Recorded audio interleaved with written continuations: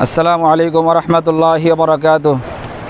আলহামদুলিল্লাহ, মহান আল্লাহ তাআলার দরবারে লাখো কোটি শুকরিয়া যে আল্লাহ রাব্বুল আলামিন আমাদেরকে আজকে এখানে আসার তৌফিক দান করেছেন। এই জায়গাটি হলো অত্যন্ত চমৎকার, আল্লাহ তাআলার একটি কুদরত, একটি অপরূপ সৃষ্টি।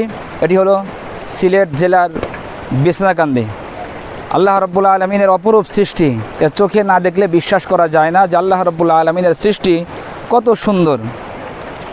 এখানে একদিকে রয়েছে পাহাড় পর্বত, পেছনে রয়েছে পাহাড় এবং তার পাশেই ঝর্ণাসমূহ প্রবাহিত হচ্ছে এবং এখানে কলকল করে পানি প্রবাহিত হচ্ছে। মহান আল্লাহ রাব্বুল আলামিনের কুদরত। এই যে পাহাড়সমূহ আল্লাহ তাআলা সৃষ্টি করেছেন, এই সব আল্লাহ রাব্বুল আলামিনের একটা বিশাল বড় কুদরত। আল্লাহ তাআলা কোরআনে হাকিমে ইরশাদ করেছেন, ওয়াল জিবালা আওতাদা, আমি আল্লাহ রাব্বুল আলামিন এই পাহাড়সমূহকে প্যারাক স্বরূপ তৈরি করেছি।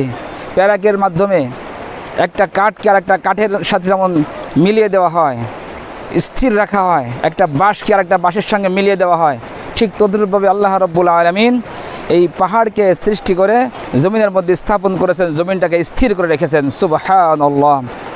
কিন্তু আল্লাহ রাব্বুল আলামিন যখন এই দুনিয়া ধ্বংস করে দিবেন, তাম পৃথিবীকে যখন আল্লাহ রাব্বুল আলামিন কিয়ামতের সময় ধ্বংস করে দিবেন, তখন এই পাহাড়গুলি আর জমিনের মধ্যে স্থির থাকবে না। আল্লাহ রাব্বুল আলামিন সূরাতুল কারিয়ার মধ্যে বলেছেন, ওয়া তাকুনুল জিবালু কাল ইহনিল মানফুশ, এই যে পাহাড় পর্বতগুলি দুনিয়ার মধ্যে আমি আল্লাহ দিয়েছি, এগুলি কিয়ামতের সময় ধুনিত তুলার ন্যায় হয়ে যাবে। আল্লাহু আকবার। লেপ তশক বানানোর জন্য যখন তুলাকে পিটানো হয়, ধুনা হয়, তখন কিছু তুলা উপরের দিকে উঠতে থাকে। ঠিক তদ্রূপভাবে হাসরের ময়দানে কিয়ামত যখন কায়েম হয়ে যাবে, তখন ইসরাফিল আলাইহিস সালাতু ওয়াস সালাম যখন সিংহায় ফু দিবেন, তখন এই পাহাড় পর্বতগুলি আর জমিনে স্থির থাকবে না, বরং জমিন থেকে এটা উপরের দিকে উঠে যাবে এবং আসমানের নিচে শূন্যে ভাসতে থাকবে। আর তখন জমিন স্থির থাকবে না, ঝলঝলা হবে, ভূমিকম্প হবে এবং তখন প্রকম্পন হবে। প্রচণ্ড প্রকম্পনে জমিনটা কেঁপে উঠবে এবং কিয়ামত কায়েম হয়ে যাবে। আল্লাহু আকবার। পাথরের চেয়েও কঠিন হয়ে গেল, যে অন্তর কঠিন হয়ে চোখ দিয়ে এক ফোঁটা পানি বের হয় না, অথচ পাথর থেকে অশ্রু প্রবাহিত হয়। এই যে আমরা যে দেখতে পাই পাহাড় থেকে ঝর্ণা প্রবাহিত হচ্ছে, এটা মূলত এই পাহাড় আল্লাহ তাআলার ভয়ে ক্রন্দন করে, পাহাড় কান্না করে, আর সেখান থেকে পানি বের হয়। সেই পানিটাই প্রবাহিত হয়ে ঝর্ণা হয়ে যায়। সুবহানাল্লাহ। আল্লাহ তাআলা বলেন যে কিছু পাহাড় তো এমন আছে যে আল্লাহর ভয়ে উপর থেকে নিচে গড়িয়ে পড়ে, কিছু পাহাড় এমন আছে, কিছু পাথর এমন আছে যেগুলি আল্লাহর ভয়ে কান্নাকাটি করতে থাকে। এই জন্য আমরা আল্লাহর বান্দা, আমাদেরকেও দিলটা নরম রাখতে হবে, আল্লাহ তাআলার ভয়ে চোখ দিয়ে পানি প্রবাহিত করতে হবে।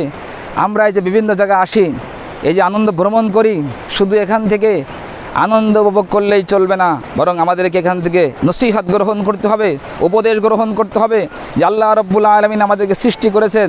আল্লাহ তাআলার এই কুদরত দেখে আমরা যেন সে আল্লাহ তাআলার প্রতি ঈমানকে আরও মজবুত করি এবং আমলে সালেহকে যেন আমরা বৃদ্ধি করতে পারি, 5 ওয়াক্ত নামাজ যেন আমরা সময় মতো আদায় করতে পারি। এজন্য এই সব এলাকায় এসে শুধু আনন্দ ভ্রমণ আমরা করব না, বরং আমরা শিক্ষা গ্রহণ করব যে আল্লাহ তাআলা এত সুন্দর সৃষ্টি করেছেন, আসমান সুন্দর, জমিন সুন্দর, পাহাড় সুন্দর, এই বিছনাকান্দির এই দৃশ্যগুলি সুন্দর, এখানের পাথরগুলি সুন্দর, পাহাড়সমূহ সুন্দর, এই ঝর্ণাসমূহ সুন্দর, এই সব কিছু এত সুন্দর, তাহলে না জানি আমার আল্লাহ কত সুন্দর। সুবহানাল্লাহ।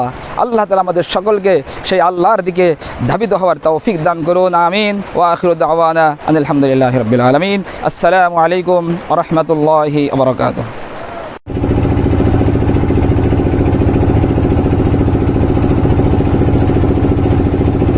আলহামদুলিল্লাহ, সিলেটের বিছনাকান্দি, আল্লাহ পাকের কি কুদরত, কি বিশাল বিশাল পাহাড় দেখা যাচ্ছে, এপাশে ঝর্ণা প্রবাহিত হচ্ছে।